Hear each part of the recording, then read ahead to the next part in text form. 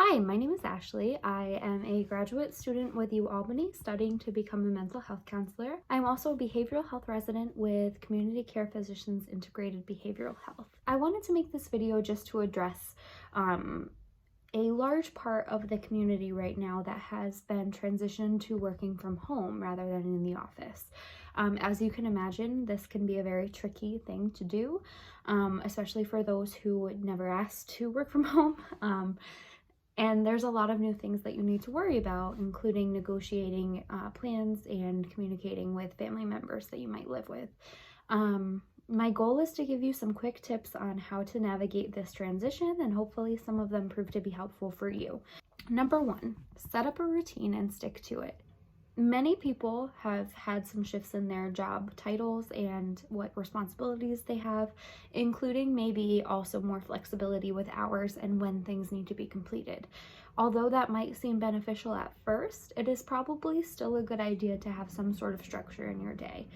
For example, I recommend committing to a designated start and stop time for each day that you work. I also recommend that you keep using your alarm clock even if you are able to sleep in. This will hopefully help you to keep a similar sleep-wake cycle to the one that you had previously when you did work in the office, and that way when you do return back to work, it is less of a harsh transition then. One thing that I recommend to help people who are having an especially hard time motivating themselves to start their day is to designate a person in their life that they can reach out to clock in with. This could be a friend, a coworker, a family member, even a supervisor if they're open to it. And what you would just do is you would either call or text them at the beginning of your workday just to say, I'm here, I'm clocked in, and that'll hopefully help you to motivate yourself to actually be ready for that time that you agree upon. This is also a great way to be able to check in with your coworkers if you do choose to do a check-in with them, especially because you are probably feeling a little bit more isolated at this time. It'll be a great way for you to set up a time that you can check in with them and see how everything's going for them as they try to navigate working from home as well. An additional benefit to using a coworker or supervisor is also that you can use that time to clarify what things you should be doing in that workday. Number two, do your normal morning routine even though no one can see you. You may have a job right now that does not require for you to video conference call people, and so there's really no way for anyone to know that you're in your pajamas right now.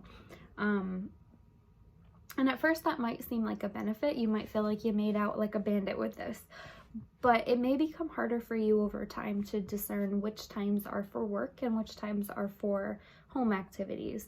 And that can go both ways. So either your work bleeding into your personal life or your personal life bleeding into your work life.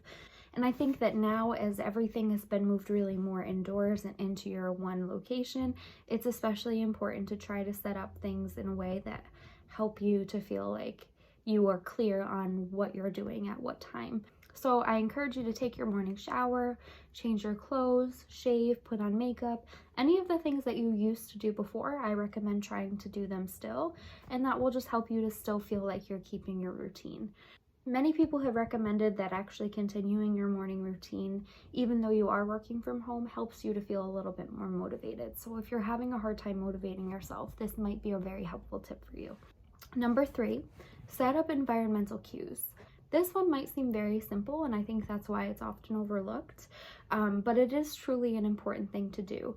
So what you really want to do right now is set up an area in your house that is yours for work and work alone. Try to make this a space that is clean and clear from any distractions, and try to make this a space that you can limit to work only. And so that's the place where you go when you have to do a work responsibility. And then when you're doing other things that aren't related to work, you don't have to visit that space. And this will help to make the connection a little bit quicker for your brain.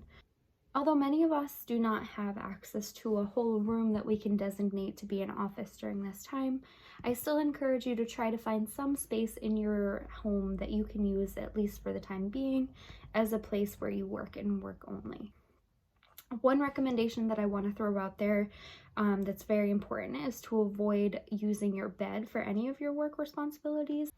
This can likely affect your sleep hygiene as you'll start realizing that your brain is associating your bed with work, which isn't always the most relaxing thing. So if you can avoid that, I definitely recommend that.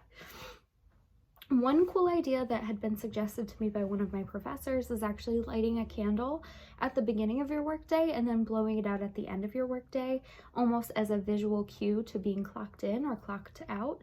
This can be super helpful for people who are having a hard time motivating themselves, but also for people who have a hard time balancing work and life, so that they can look at the candle and say, okay, this is the time for me to work, and this is the time for me to not work. Not to mention you get to smell a really nice candle all day, so that's not a bad thing. If candles are not an option for you, there are alternatives that you could probably think of in your surrounding area that you might be able to modify to signal to you that you are on or off the clock. For example, you might consider wearing a specific clothing item, like a specific jacket or a badge or a hat. Another thing that you could do is you could play a specific white noise sound in the background, and that way you can play that when you're on the clock, and then you can turn it off when you're off the clock, and I think it would probably have a similar effect. And lastly, of course, you could use a battery-operated flameless candle if the flame is what you're concerned about. Number 4, start each day with a list of goals that you want to accomplish by the end of that day. This can help you not only with organization, but also motivation, as you'll clearly see the list of things that you need to do in that day. I would recommend, if possible, to loop your coworkers or supervisors in on this, so that way you can collaborate on what you need to work on. As many of you have probably already found out by just the short amount of time you have been working from home, it's a little bit harder to get in contact with your coworkers and supervisors than it would be if you were all in the same space like you were before. So using a designated time to check in and make this list can be a great way to make sure everybody is on the same page. Number 5, it's a marathon and not a sprint. Try to pace yourself. Some workers who are now working from home feel this push to work harder than they normally would and try to speed through all of their tasks. There are many reasons why this might be the case, but I urge you to try to be mindful of that and try to be sure that you're doing your tasks at a normal pace that you would if you were physically in the office. So really try to be reasonable with what you select for yourself to do during a given shift, and then also try to do that at a reasonable pace. Take your usual breaks and use them as an opportunity for self-care. Self-care, in my opinion, is very, very important all the time, but especially right now, there's a lot of chronic stressors happening around us, and it's really important to take time to do something for yourself that you enjoy. Yes, that means taking your full lunch break, and you can do whatever you want with that time. It does feel a little bit foreign to take a break when you're working from home, because maybe many of you have probably spent a long time wishing you could drive home during your breaks, and now you're in your home and you need to take a break, and you're like, well, what do I do? And while it is true that you are limited on where you can go during your breaks, I do still encourage you to take that time to yourself. Even if it's just to get up from your computer and take a little walk around your house, or maybe you could dip outside if you feel safe to and just experience the weather for just a little bit. Do something that makes you feel relaxed so that when you return back to work, you do feel a little bit more refreshed. Number 7, communicate your needs. This is super important, and I think that a lot of people in general have a hard time doing this, but this is an important time to exercise those skills. As you can imagine, moving to working from home means that you're going to have a lot more struggles with your work than you normally would, because this is new to you and you're still figuring it out, and probably so are your supervisors. So you need to try to be as upfront as you can to tell your supervisors and coworkers what you need from them in order to help with the transition. Try to communicate with them also about the things that you're really struggling with. Your coworkers may have figured out a way around some of the things that you're having a hard time with, or your supervisors may have. So if you're really finding that you're having a hard time transitioning in one or more aspects of your job, I highly recommend reaching out to someone that you trust from your job to see if there's anything that they might recommend, or if there's any way that they can help you. Also, this means communicating with the people that you live with. As you can imagine, everybody kind of feels on top of each other at this time because everyone's home, and normally that wasn't always the case, I bet. It is better better to negotiate plans ahead of time rather than waiting for frustration to bubble up and then maybe addressing the annoyance with a little bit more frustration in your voice, which may affect the way that the conversation goes. If you notice that someone in your home is often not respecting the boundaries that you have set for them to give you privacy and safety during your work time, I would highly recommend using I statements and also trying to clarify to them what you need from them to help you be productive. For example, you could say, I'm feeling very frustrated because I'm having a hard time concentrating on my work right now. I wonder if you could watch your TV show in the other room. Avoid accusatory statements when doing this because a lot of people will get angry if they feel that they're being attacked. Try to focus again on just your feelings and the things that you need from them, and also try to hear their side of things if they do have anything to say. Number 8, try to manage your distractions. If you are able to work in a room that is separate from other people in your home, that's probably ideal. I would recommend also closing the door, and that way it'll signal to everybody that you are busy so that hopefully they cut down on the amount of times that they will distract you. Another thing that I recommend for parents is if you have kids who are school-aged, try to coordinate the times that you're working with the times that they would be working on their schoolwork. So hopefully then there's less interruptions and distractions that happen as a result.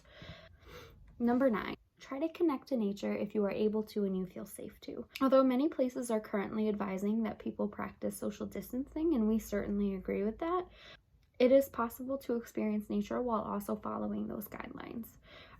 If you have a backyard, for example, you might choose to take your lunch back there, or you could even honestly, in some people's cases, you could maybe even work outside the whole day if you wanted to sit outside on your back porch or something like that.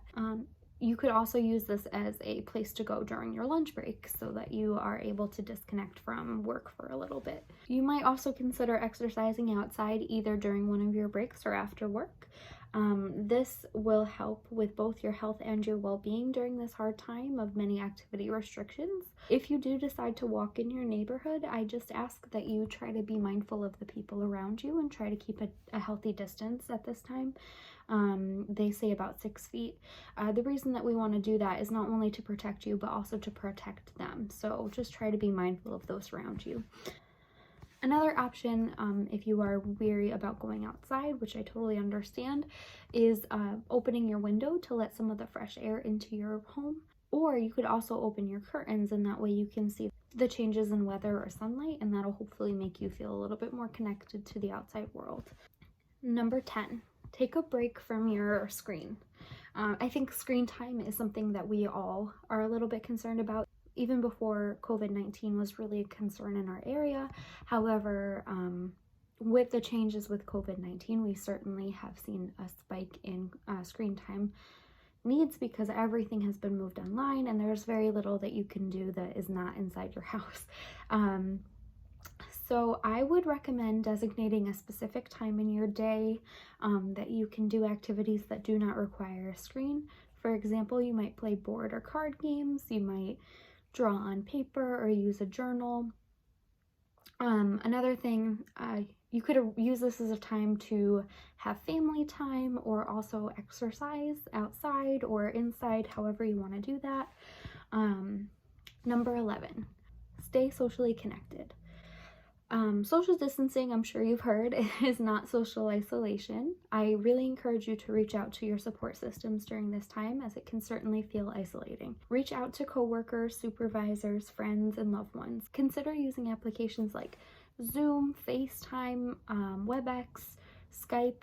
These are all different forms of video conference calls that you can do where you can talk to your loved ones and still see their face, even if you can't be in the same room as them all the time. If you are someone who is missing the normal hustle and bustle of the office, I also would recommend that you consider listening to a podcast while you work.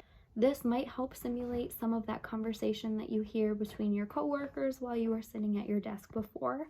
There are so many podcasts out there too, so I'm sure you can find one that is in your interest.